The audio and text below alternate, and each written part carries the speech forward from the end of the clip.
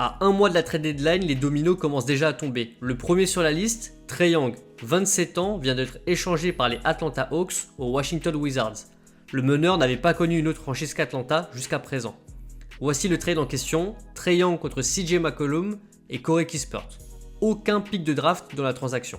On rappelle le CV de Trae Young, 4 fois All-Star, une présence dans la 3e équipe All-NBA en 2022 et collectivement avec les Hawks, une finale de conférence en 2021 perdue contre les Milwaukee Bucks qui sont ensuite devenus champions NBA.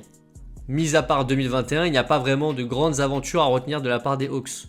Dans la conférence Est, on retient plutôt Boston, Miami, Milwaukee ou encore Philadelphie sur ces dernières années. Atlanta n'a pas vraiment joué les premiers rôles. Mais Trae Young, c'est aussi 25 points et près de 10 passes de moyenne en carrière. C'est aussi tout le personnage, Ice Trae, la rivalité avec New York, mais aussi un joueur doué offensivement, mais limité défensivement. Depuis plusieurs années, c'était vraiment le visage d'Atlanta. Lorsqu'on voyait les Hawks sur le calendrier, on pensait forcément à Trae Young. Avec l'émergence de Jalen Johnson, Atlanta a vraiment décidé de tourner une page qui a commencé en 2018. Drafté à la 5e position, échangé aux Hawks contre Luka Doncic d'emblée, Trae Young n'a pas montré autant de choses individuellement que le Slovène. La question à 1 million d'euros, c'est pourquoi ces deux équipes font ce trade maintenant ? Lorsqu'il est revenu de blessure contre les Hornets le 18 décembre, les Hawks ont perdu 6 matchs de suite.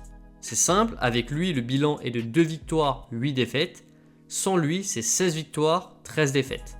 Avant que le trade ne se fasse, plusieurs journalistes comme Shams Charania et Mark Stein avaient déjà reporté le fait que Washington était la destination prioritaire pour Trae Young, et cela s'est fait. Il ne restait plus que quelques mois de contrat à Trae Young avant cet été, où il avait une player option de 49 millions de dollars. S'il ne la prenait pas, il y avait un risque qu'Atlanta ne reparte avec rien. Ça libère également du cap. CJ McCollum a un contrat qui va expirer dans plusieurs mois et va devenir agent libre. À moins qu'il ne re-signe à Atlanta si tout se passe bien. Selon les rumeurs, Atlanta serait également intéressé par Anthony Davis. Alors le salaire de 54 millions de dollars est conséquent, donc reste à voir comment cela se ferait. Du côté des Wizards, Trae Young sera le visage de la franchise pour le moment. Il devra apporter toute son expérience, sa capacité de playmaking à un groupe plutôt jeune, qui comporte 2 Français, Alex Sarr et Bilal Coulibaly. Détail très important, on rappelle également que les Wizards ont leur pick de draft cette année. C'est un pick top 8 protégé, c'est-à-dire que s'il reste dans le top 8, Washington le conserve. S'il est en dehors du top 8, il reviendra aux Knicks. Autant dire que les Wizards vont tout faire pour le conserver. En fin de compte, si on veut résumer la situation pour toutes les parties, du côté des Wizards, c'était un pari à tenter et en plus ils n'ont pas donné de contrepartie importante, ils ont gardé leur tour de draft et ils n'ont donné que, entre guillemets, CJ McCollum et Corey Kispert. Du côté des Hawks, c'est une page qui se tourne et surtout, ça veut dire qu'il y aura plus de responsabilités à donner à des joueurs comme Jalen Johnson.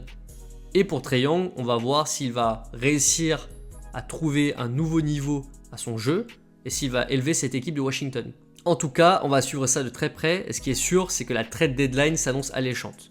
Merci d'avoir regardé cette vidéo. Si vous avez aimé le contenu, n'hésitez pas à liker, à vous abonner, ça donne de la force. Et nous, on se dit à très vite sur Big Ticket.